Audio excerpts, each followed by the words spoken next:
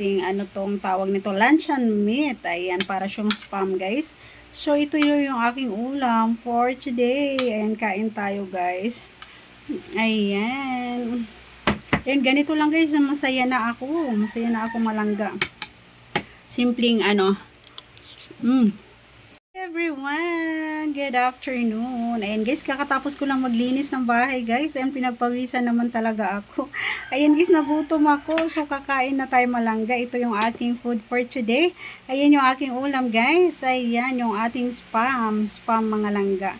Ayan yung ating tong tawag nito, luncheon meat. Ayan, para siyang spam guys. So ito yung aking ulam for today. Ayan, kain tayo guys. Ayan.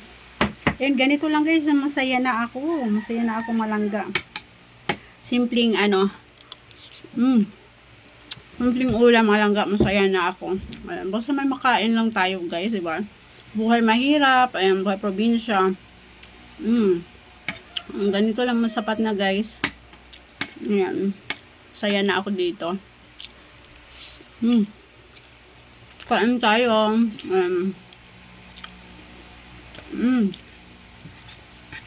Ngayon na ulit ako nakakain nito guys, yung ating yung ating luncheon meat. Ayan po.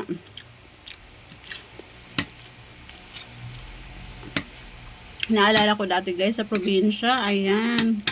Ang hirap ng buhay guys sa probinsya. Ayan, pag wala kaming bigas. Ayan, bugas guys, Bisaya. Pag wala kaming bigas guys, ayan.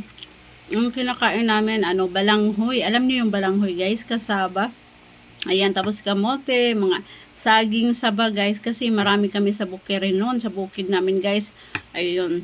Yun po ang kagandahan sa probinsya guys, 'di ba? Pag wala tayong bigas, ayun lang yung ating sasaingin. Lang tayo ng kamote. Ayan. Ay yung ating kasaba, balanghoy guys. Saging na saba. Ayan. Pantawid gutom po. Yun po ang kagandahan sa probinsya. Ayan, kasi ay marami kaming mga tanim doon guys. Ayan, mga saging. Ayan po yung aming kinakain dati, 'di ba? Ang hirap ng buhay. Kaya guys, pag nakakain ako ng masarap, naalala ko dati sa probinsya guys na hirap ng buhay. Ayan, kaya kailangan natin magsipag.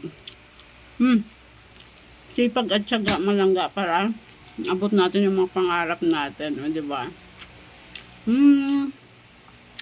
Ayan, yummy.